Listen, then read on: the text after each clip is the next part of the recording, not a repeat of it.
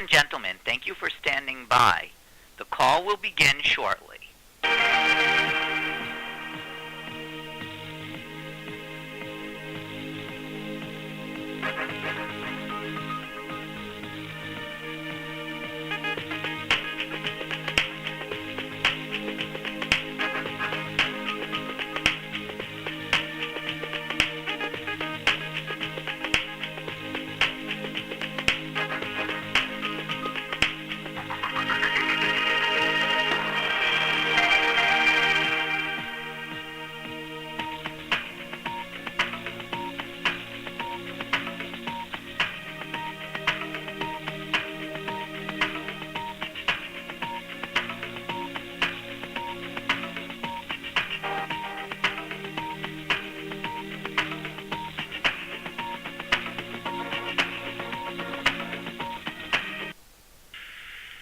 Ladies and gentlemen, thank you for standing by.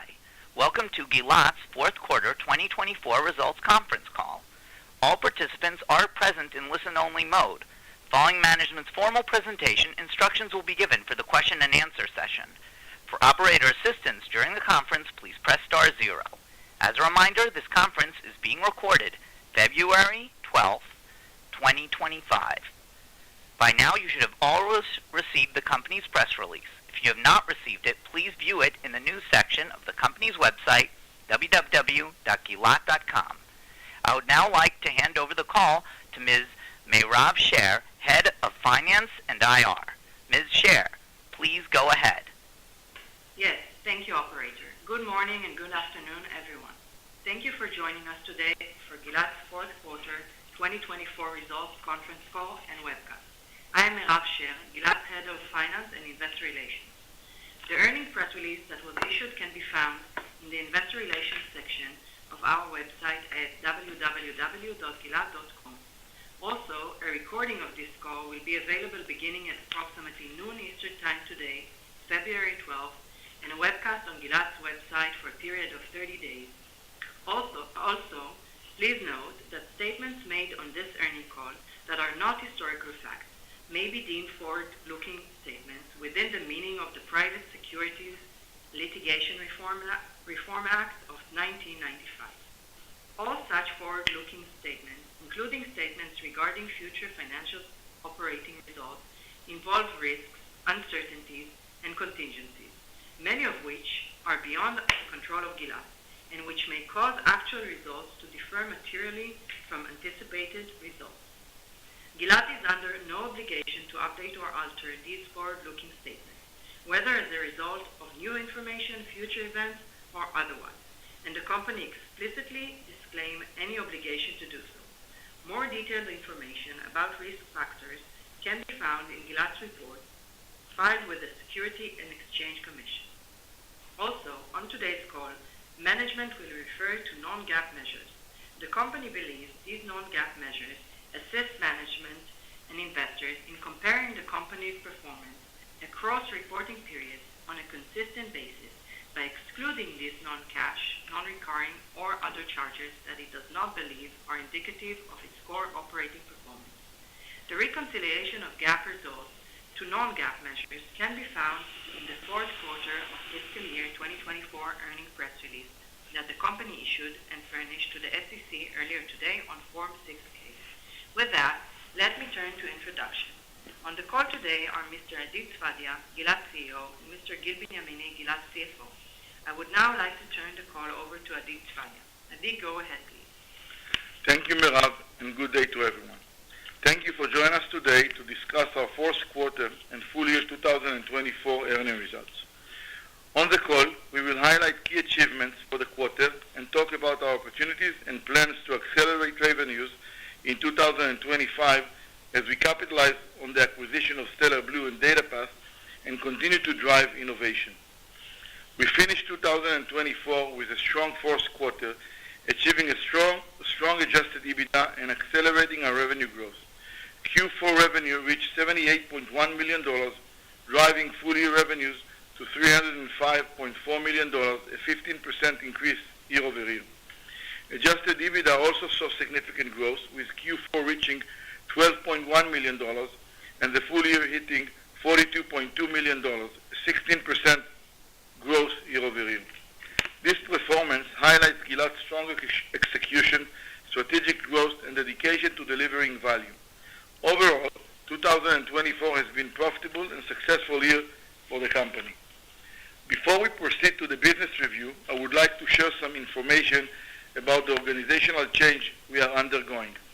As part of our ongoing efforts to streamline operations and increase our focus and resources on our main growth engines, we are pleased to announce our new organizational structure and reportable segments. This new structure is an outcome of a strategic process which we identified our main growth opportunities and that also led to our recent acquisition of DataPath and Stellar Blu. Our new organizational structure will allow us to focus more precisely on serving the growing defense market and the increasing opportunities in the commercial NGSO and VHTS markets, specifically the IFC segment. We also believe that this structure will provide investors with greater insight into Gilat business lines and simplify the understanding of our operations. As of January 1st, 2025, the company is divided into three new divisions: Gilat Defense, Gilat Commercial, and Gilat Peru. Let me take a moment to explain in more detail. I will start with Gilat Defense. About 2 years ago, we identified defense as a market with significant potential for our growth. The demand for government and defense SATCOM solutions is growing and is driven by macro-political dynamics and the increasing needs for multi-orbit connectivity strategies. Defense organizations require multiple layers of communication redundancy to ensure high availability, making SATCOM a critical component of mission success. Recognizing these trends, we acquired DataPath in 2023 and now have created Gilat Defense Division specifically to meet these demanding needs. The newly formed Gilat Defense Division is dedicated to meeting the specific needs of defense integrators, military and government organizations worldwide, with a strong focus on the U.S. Department of Defense. By integrating products from the wide portfolio of Gilat, Wavestream, and DataPath, the Gilat Defense Division delivers secure, rapid deployment solutions and battlefield connectivity. Moving to Gilat Commercial, the satellite industry is rapidly shifting towards multi-orbit connectivity, driven by the need for greater resiliency, flexibility, and seamless global coverage. At the same time, the push for digital inclusion and the growing demand for in-flight connectivity are reshaping the commercial market. To address these evolving needs, we established the Commercial Division.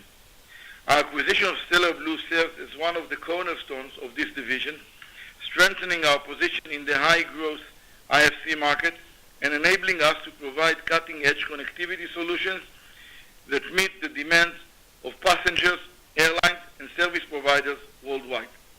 Gilat's Commercial Division is focused on providing advanced broadband satellite communication network solutions for enterprises and cellular backhaul, being the partner of choice for the global and regional satellite operators for HTS, VHTS, and NGSO constellations with turnkey solutions for service providers, MNOs, satellite operators, and enterprises. The third division is Gilat Peru. Latin America in general, and specifically Peru, faces enormous challenges in terms of connectivity, especially in rural and hard-to-reach geographies. Gilat Peru is focused on digital and social inclusion and end-to-end telco solutions, focusing on government solutions across Peru. Gilat Peru plays a vital role in bridging the digital divide, connecting underserved communities, and delivering high-quality telecommunication services. More specifically, Gilat Peru focuses on telecom services and the operation and implementation of large-scale network projects. Gilat Peru provides terrestrial fiber optic, wireless network, and satellite network construction, implementation, and operations. You can find a link to a dedicated presentation for the matter in the Q4 press release and our website in the Investor Relations section. Now let's move to the business review of the fourth quarter. The first highlights I would like to discuss is the closing of our Stellar Blu acquisition, which completed on January 6, 2025. The acquisition marks a significant milestone in Gilat's strategy to expand our leadership in the IFC market. As discussed before, this acquisition enhanced our capabilities to deliver advanced multi-orbit ESA solutions and strengthen our position in the commercial aviation, making us the market leader in this rapidly growing sector. Stellar Blu brings unique expertise in satellite communications and system integrations for aviation, complementing our existing solutions and extending our reach to key commercial partners. The addition of Stellar Blu strengthens our position to capture a larger share of the IFC market. In addition, Stellar Blu continues to make progress in extending its product line into the defense sector's aero applications. We are already seeing strong early results, promising partnerships, and significant new business opportunities. Building on this momentum, Stellar Blu has made significant strides in the IFC market. With over 125 multi-orbit ESA aero terminals shipped to date and activation is well underway, Stellar Blu is leading the way in next-generation aviation connectivity. Our production capacity is scaling to meet this growing demand. During Q4, we received very significant orders of approximately $19 million for network equipment from our IFC partners, successfully expanding our deployments with them. These are very large-scale IFC operating networks over multi-orbit constellations. Also, Gilat Wavestream demonstrates consistent growth and continued success with SSPA and terminal-related avionics products dedicated to the IFC market. Our strong partnership with Intelsat continues to drive growth, expanding beyond commercial aviation into business aviation and maritime. Leveraging our SkyEdge family of VSAT platforms, Intelsat is enhancing its global SATCOM network to deliver seamless, high-performance connectivity across diverse orbital assets. This expansion reinforces our position as key technology provider and open new long-term revenue opportunities. As we look ahead to 2025, we see significant opportunities for our IFC product portfolio as multi-orbit constellations grow in capacity and coverage. In the fourth quarter, we saw strong demand in the NGSO market with Gilat Wavestream LEO Gateway solid-state power amplifiers product portfolio, a category leader playing a key role in supporting LEO constellations. In 2024, SES successfully launched its service for O3b mPOWER, a major milestone that underscores the strength and advanced capabilities of our SkyEdge 4 platform. This launch cements our leadership in next-generation satellite networking, demonstrating our ability to support highly flexible software-defined satellite services. At the same time, Intelsat expanded its multi-service network, choosing Gilat technology for its maritime and business aviation sector. This highlights the confidence that the leading satellite operators have in our solutions and reinforce our growing role as a key technology provider across multiple verticals. These achievements further validate our strategy of delivering cutting-edge, future-proof satellite communication solutions. As we look ahead to 2025, we are well positioned to secure very significant orders for our LEO Gateway products while also anticipating growth with SES and Intelsat's multi-orbit and cloud strategy. In addition, the recent award of the IRIS² constellation by the EU to the SpaceRISE consortium that includes Eutelsat, SES, and Hispasat is a positive development with significant opportunities and potential. Turning to defense, we concluded the year with significant wins for Gilat DataPath, securing key deals for our portable and transportable products. This success includes contracts with both the U.S. DoD and international defense organizations, further solidifying our position in the critical market. Specifically, in the fourth quarter, we received approximately $9 million in orders from the U.S. DoD and other international defense organizations. 2024 was the first full year of DataPath operating under Gilat, and we couldn't be more pleased with the results. Gilat DataPath transportable and portable products have gained success with various defense organizations all over the globe. At the same time, we have been advancing our defense strategy by adapting SkyEdge 4 to meet military requirements and developing our next generation GLT software-defined radio modem tailored to the evolving needs of the defense market. As we look ahead to 2025, we are planning significant investments in Gilat Defense, substantially increasing our R&D efforts to introduce more product solutions and features. Additionally, we will increase Gilat Defense sales and marketing investment to approach the defense market channels and customers. We see significant opportunities for Gilat Defense unified solutions, seamlessly integrating the expertise and technologies of Gilat, DataPass, and Wavestream to provide a comprehensive, mission-critical offering for the defense government customers worldwide. In Peru, we experienced solid growth this year, securing $20 million in orders from major players in the country's communication sector. A key highlight was our partnership with IPT, Internet para Todos, a consortium of Telefonica and Facebook that is expanding and extending its network reach to more communities.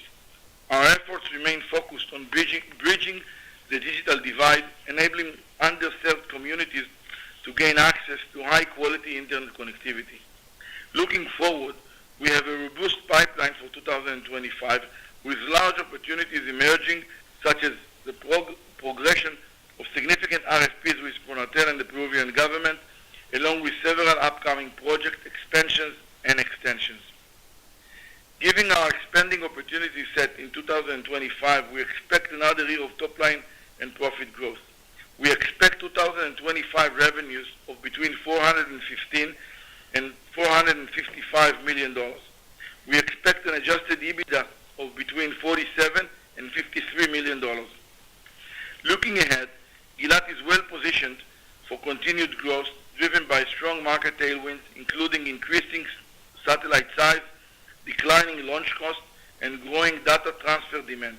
Our SkyEdge IV platform, particularly with VHTS and NGSO technologies, is ideally suited to capitalize on these trends. Our commercial business, bolstered by Stellar Blu, is poised for significant expansion as we establish our leadership in the expanding ESA for IFC market. Our portfolio of ESA products and multi-orbit solutions will be instrumental in capitalizing on the increasing demand for IFC by airlines and passengers. Our defense business also maintains strong momentum with increased orders and awards as Gilat DataPass leverage our expertise in supporting operations in most challenging environments. The defense segment represents a significant growth opportunity, and we are pleased with our progress in meeting government and military customer needs with innovative satellite solutions. And with that, I will hand over the call over to Gil Benyamini, our CFO. Gil, please go ahead. Thank you, Adi. Good morning and good afternoon to everyone. I would like to remind everyone that our financial results are presented both on GAAP and non-GAAP basis. I will now walk through our financial highlights for the fourth quarter of 2024, followed by a review of the full year performance. As Adi mentioned earlier, we are very pleased with our performance this year. We closed the year with strong momentum, delivering sustained improvements in our results, including significant year-over-year growth in both revenue and profitability. 2024 was a pivotal year for Gilat, marked by the strategic acquisition of Stellar Blu, which we expect to further accelerate our growth. Notably, the acquisition was completed after the balance sheet date and is therefore not reflected in our 2024 financials. In terms of our financial results, revenue for the fourth quarter were $78.1 million, 3% increase compared to $75.6 million in Q4 23. For the full year, revenues totaled $305.4 million, reflecting 15% growth from $266 million in 2023. The increase was primarily driven by growth in the defense vertical. In terms of revenue breakdown by segments, Q4 24 revenues for the satellite network segment were $49.1 million compared to $53.5 million in the same quarter last year. The decline was primarily due to termination of our activity in Russia. Q4 24 revenues of the integrated solutions segment were $17.3 million compared to $9.5 million the same quarter last year. The increase was primarily driven by higher revenues from the defense vertical. Q4 24 revenues of the network infrastructure and services segment were $11.8 million compared to $12.6 million in Q4 23. I would now like to review our fourth quarter results, starting with GAAP basis before moving to the non-GAAP numbers. Our GAAP gross margin in Q4 24 improved to 39.7% compared to 38.2% in Q4 23. GAAP operating expenses in Q4 24 were $18.3 million compared to $26 million in Q4 23.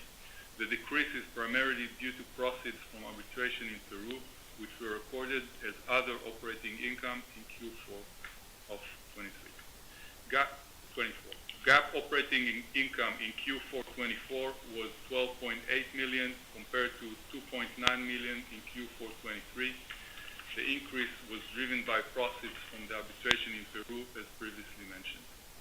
GAAP net income in Q4 24 was $11.8 million, or a diluted income per share of 21 cents, compared to $3.4 million, or a diluted income per share of 3 cents in Q4 23. Moving to non-GAAP results, our non-GAAP gross margin in Q4 24 improved to 40.4% compared to 39.1% in Q4 23. Non-GAAP operating expenses in Q4 24 were $21.9 million compared to $23.4 million in Q4 23. Non-GAAP operating income in Q4 24 was $9.7 million compared to an operating income of $6.1 million in Q4 23.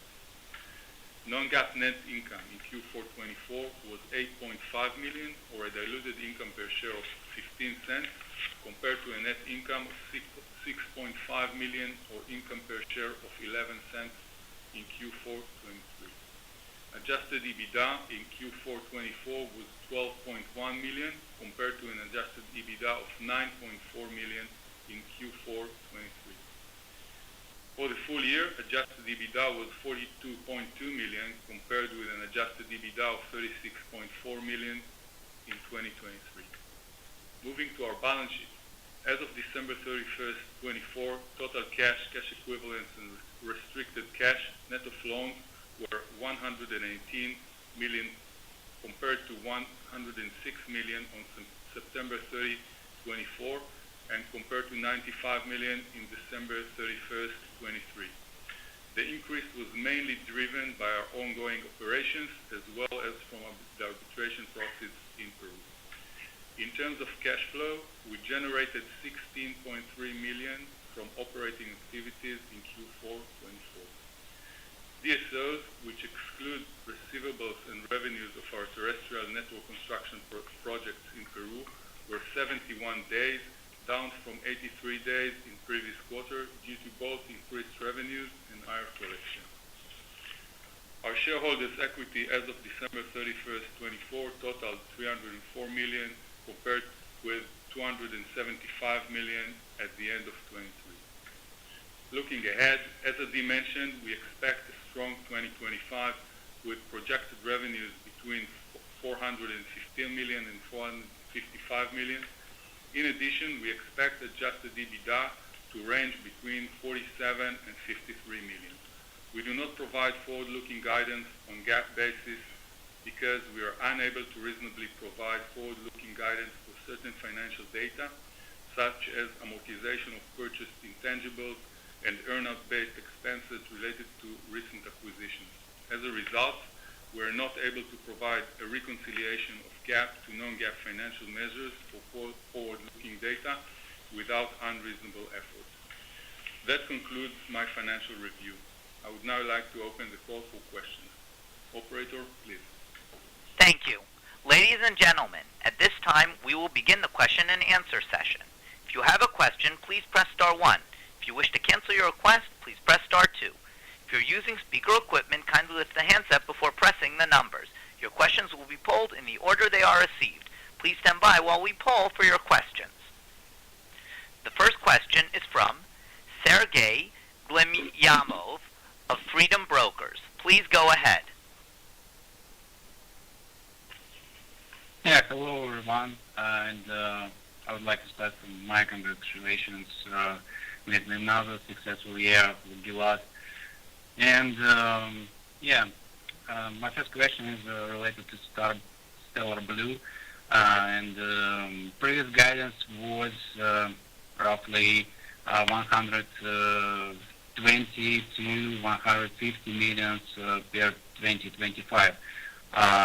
Is that guidance still relevant? Hi, Sergey. Yes, this guidance is still relevant, and it is included in the overall guidance. Great, thank you.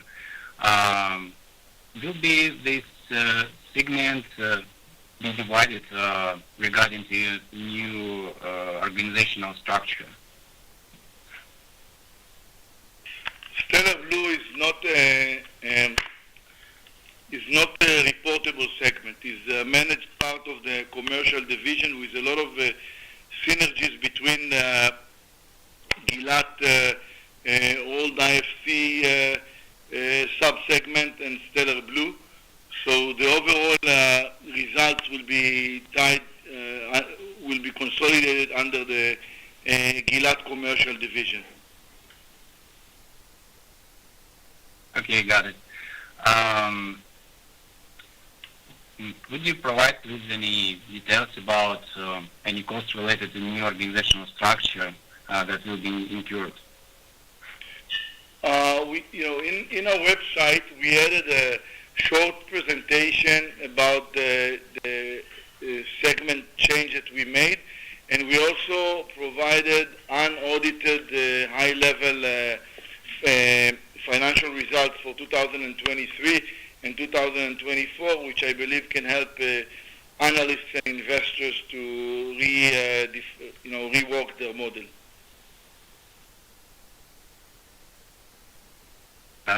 Okay, got it. And my final question is, there was a little improve of EBITDA margin in 2024. As we can look at your EBITDA 2025 guidance, there is a little decrease in margin in the midpoint, and it's around 2 percentage points. Is it primarily because of Stellar Blue and R&D and marketing spending, right? Yeah, in general, Stellar Blue has a lower gross profit than Gilat usual gross profit, and of course it affects the EBITDA. We need to remember that Stellar Blue are in its production ramp-up phase, so we do expect them to be EBITDA positive for the year, and we do expect them to be more than 10% EBITDA in the second half of during the second half of the year. In addition, we are planning to increase significantly our investment in the defense division, especially in R&D and sales and marketing. So if you combine all of this is the main reason why the overall EBITDA ratio for 2025 is slightly lower than 2024, but we do expect a significant improvement in 26 onwards. Great, thank you. That's all from me. Thank you, Sergey. Good night. The next question is from Louis De Palma of William Blair. Please go ahead. Adi, Gil, and Amira, good afternoon. Hi, good afternoon. Have the discussions, the very early discussions with Iris Squared been positive? And what is the expected timeline for contracts associated with Iris Squared and the deployment? So, the initial discussion with the consortium are in a very friendly way, but, the Iris Square consortium issued some RFIs at the beginning of mid-2024. Now with the awards, we expect them to issue either additional set of RFIs or set of RFPs. Probably towards the mid or half of the year, or probably Q3 this year. Based on what they said, based on what they are saying, they expect to provide awards before the end of the year and sign agreements during early 2026. But I think it's a very aggressive timeline, so I would expect a bit delay in those time frames. Great. That makes sense. And can you talk about trends within the defense vertical? With the new reporting segments, you forecast strong growth in defense. And what does the pipeline look like in terms of future contract awards and opportunities with your different products? Yeah, so I can share slightly more light on this exciting new Gilat Defense. So I think that the cornerstone is our acquisition of DataPath that in 2024 did slightly more than $50 million, and we expect them to grow in 2025 as well. So we are seeing both business with the U.S. DoD, but also international.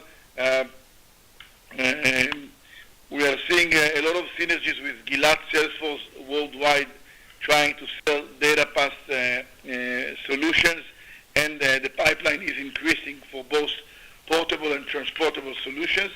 On the other side, DataPath is leveraging their relationship with the DoD and the U.S. Army to bring Gilat networking and modem solutions into the DoD.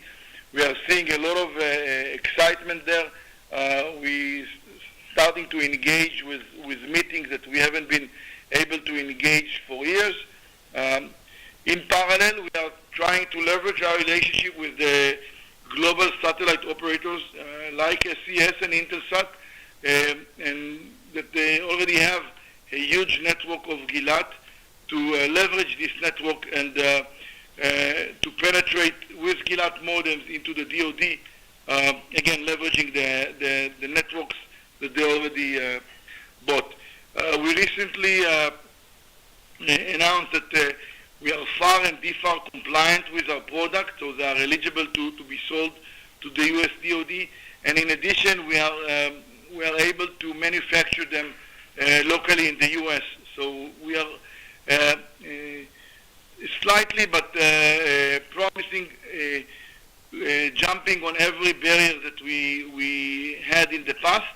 And we are seeing a lot of excitement both internally and externally about this. We are trying to bid for very large programs that will include also development efforts. And I think that 2025 will see a significant booking increase, and the outcome in revenues will come in 2026 onwards. We said several times in the past that growth in this segment won't be linear because it's project and program based, and we are aiming to get at least one or two very large awards to support future growth. Sounds good. And as it relates to Peru, Gil, you guided for a decline for revenue in 2025, but like going forward beyond 2025, should there be stability, or will Peru continue to trend lower? So, first of all, looking forward, we believe that Peru is going to grow. In 2025, we see some delays in renewal of some of the recurring contracts. So this might push revenues down a little bit, but overall, most of Peru's revenues are for longer terms, and we definitely see a long-term growth trajectory for Peru. I would like to add that in 2024 we had some construction revenues, some leftovers from past transaction and some expansion that we got an award at the beginning of 2024, and we are expecting to start seeing operational revenues from this project in 2020 and 25. So I think that it's a bit misleading if you reduce the construction revenues on operation side, you will see growth year over year. Thanks. And also, Adi, you indicated that you have shipped 125 of the ESA antenna systems with Stellar Blu. And I was wondering, could you provide an update in terms of where Stellar Blu stands in terms of the contingent payments? I think it's really in early stages right now. The first milestone is to deliver several hundreds of units in a grid margin. The first units usually are more costly than the production ramp-up units because as part of the ramp-up you learn and fix issues. I think we are in a good position to reduce the terminal costs, but it's really too early to talk about the earnout. The first earnout will be end by mid-year, so I guess that during the second quarter we'll be able to give some more light on it. Great. Thanks, everyone. Thank you, Louis. The next question is from Ryan Koontz of Needham & Company. Please go ahead. Great, thanks. Most of my questions have been answered here, but with regard to the production ramp there at Stellar Blu, can you refresh us on where the company was in Q4 and what you anticipate that volume ramp to look like as we go through the first half of 25? Yeah, so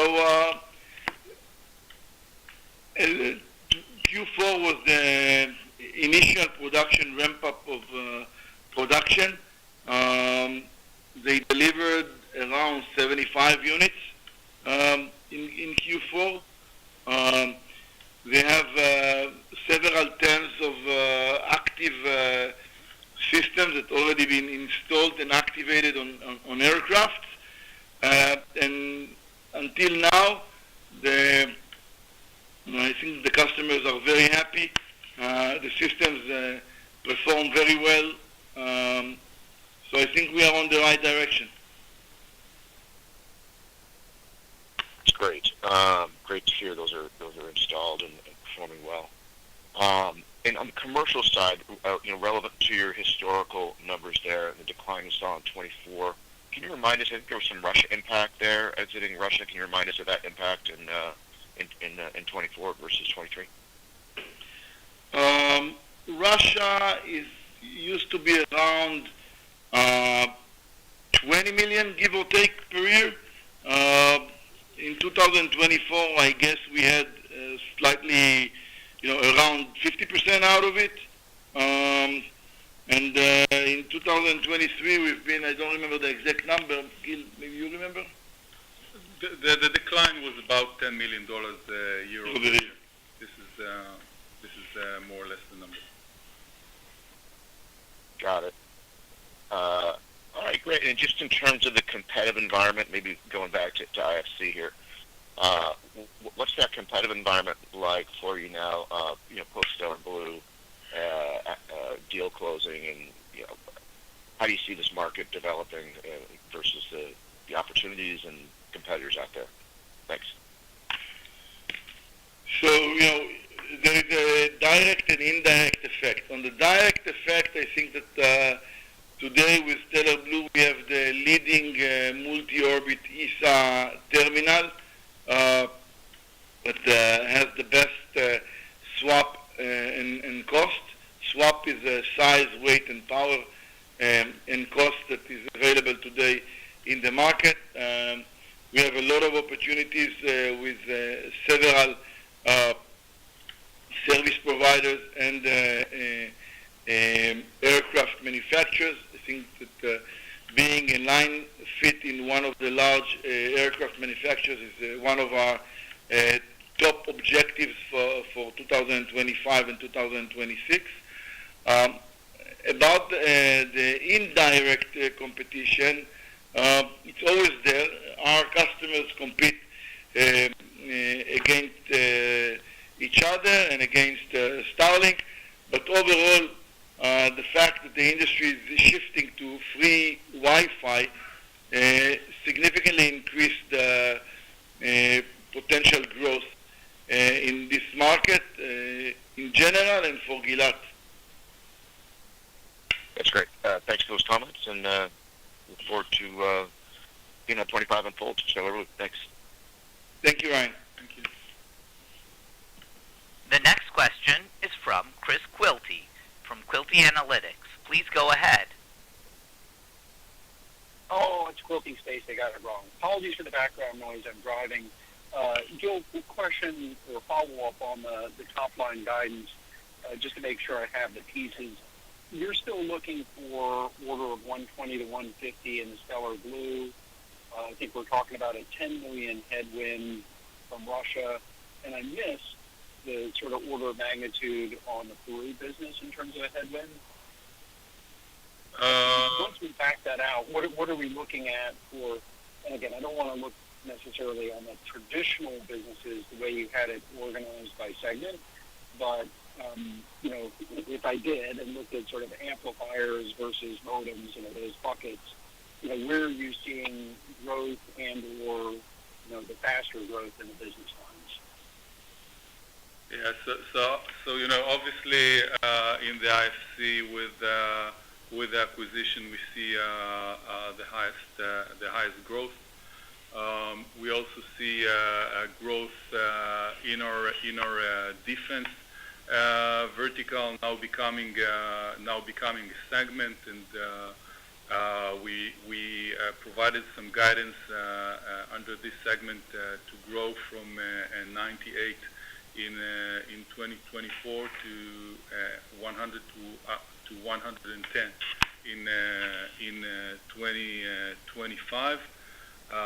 We have some headwind in Peru, as mentioned, and at the end of the day, our focus area in the IFC, in the defense, and in the VHTS and NGSO, these are the areas that we believe that most growth will come from.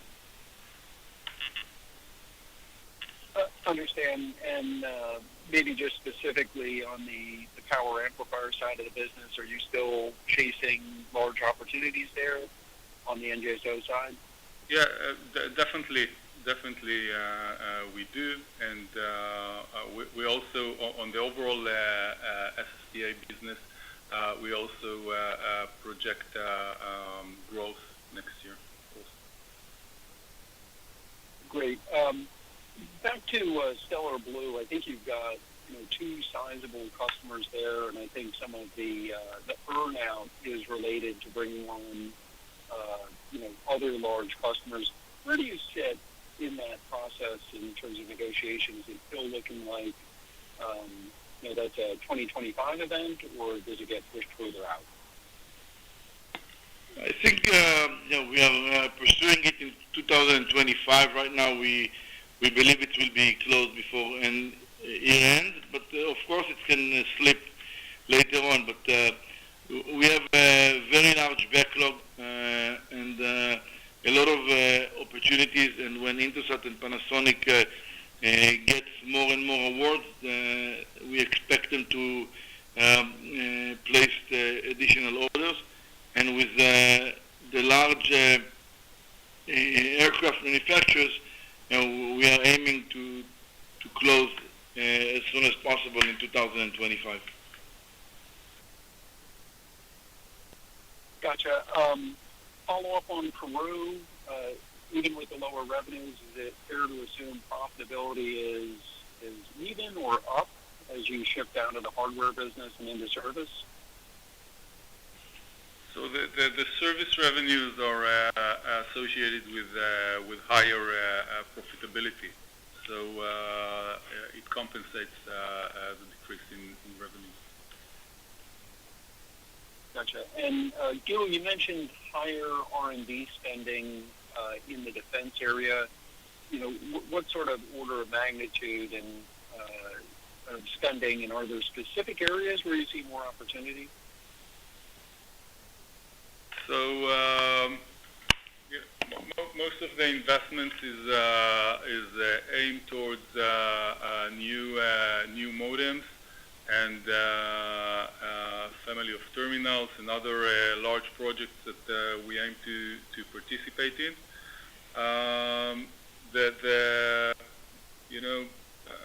At the end, we'll have to see how much of the overall R&D will be allocated to the defense, but it's in the magnitude of a few $1 million.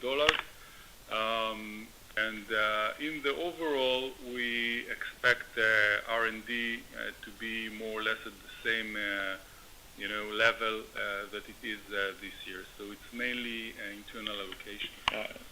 On top of that, it's the R&D of Stellar Blu. So at the end, you will see a significant increase in R&D. In general, we are aiming to add more features for SkyEdge IV to support defense applications. The main focus is on security features, adding Transec and FIPS capabilities, developing our next generation GLT highly secured modem, and also some flat panel and electronically steered antennas with a focus on the UAV market. So all in all, you will see a significant increase in the R&D of the defense. Adi, speaking of SkyEdge IV, you guys had a great year in 23 of growth there. 24 seems like it was sort of flat. And I'm talking about the commercial side, sort of 5G, cellular backhaul. What's the outlook? Do you see programs picking back up in 25, or is it another sort of flattish year on the commercial side? I think that right now there is, as long as the large satellite manufacturers keep on delaying the launch of new satellites, the new SDS satellites, I think it will be a bit flattish in terms of new networks, because usually the large networks that we sell are touching with new satellite launch. But we do expect to see revenues of the next generation SkyEdge IV shifting to virtual platform and cloud-based solution, where the SkyEdge IV will run on native cloud. So we do expect to see some new wins over there. But again, once the satellite manufacturers will start launching new satellites, we will return to significant growth on the networking side.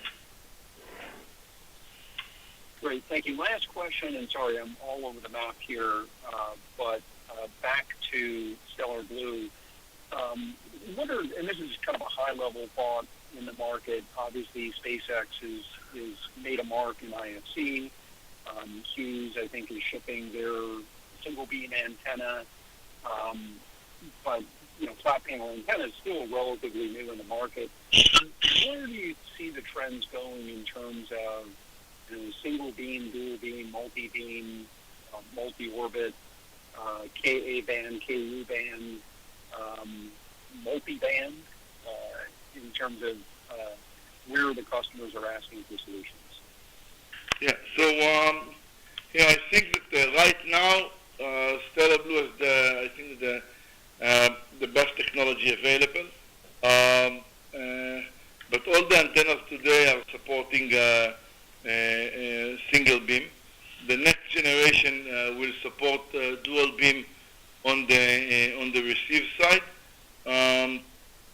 KA or KU-KA KUKA antennas is also something that I think that the industry is considering, but up until till now, it wasn't that of a big success.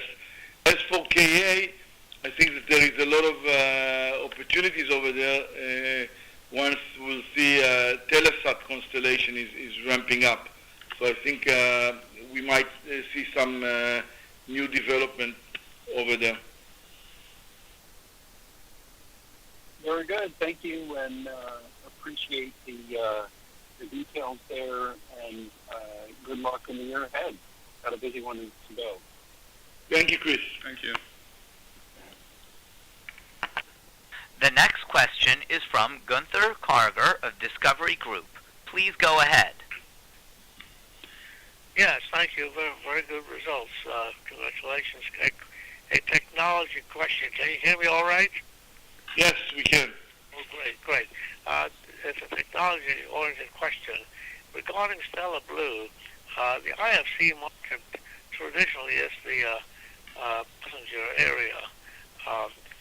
What about the operational area? Will the Stellar Blu acquisition enable encroachment into the operational communications, air-ground communications, avionics, and things of this type? Stellar Blu is focused on delivering the electronically steered antenna. They have no intention of going to air to ground. And in terms of operation, I'm not sure I fully understand your question, so I'll refer to two parts. Of course, Stellar Blu provides services and maintenance services on the platform that they are selling, but they have no intention to compete with the service provider, meaning their customers, if this is what you asked. Yes, thank you. I was thinking more of the operational communications, which is currently primarily HF, VHF air ground, and as the systems move to the satellite area, and you have onboard antennas and communication facilities, I'm just wondering if the Stellar Blu would allow the movement of operational communications to that area away from the traditional HF, VHF systems. On the aircraft side, theoretically it's doable, but it's today it's regulated communication, so I don't have details if they can change this regulation to allow the use of this antenna for the aircraft operation. Thank you very much. Thank you, Gunther.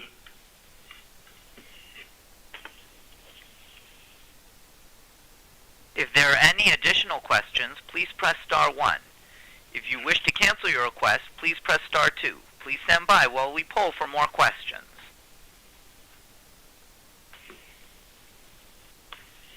There are no further questions at this time. Mr. Binyamini, would you like to make your concluding statement? I want to thank you all for joining us on this call and for your time and attention. We hope to see you soon or speak to you in our next call. Thank you very much and have a great day. Thank you. This concludes Gilat's fourth quarter 2024 results conference call. Thank you for your participation. You may go ahead and disconnect.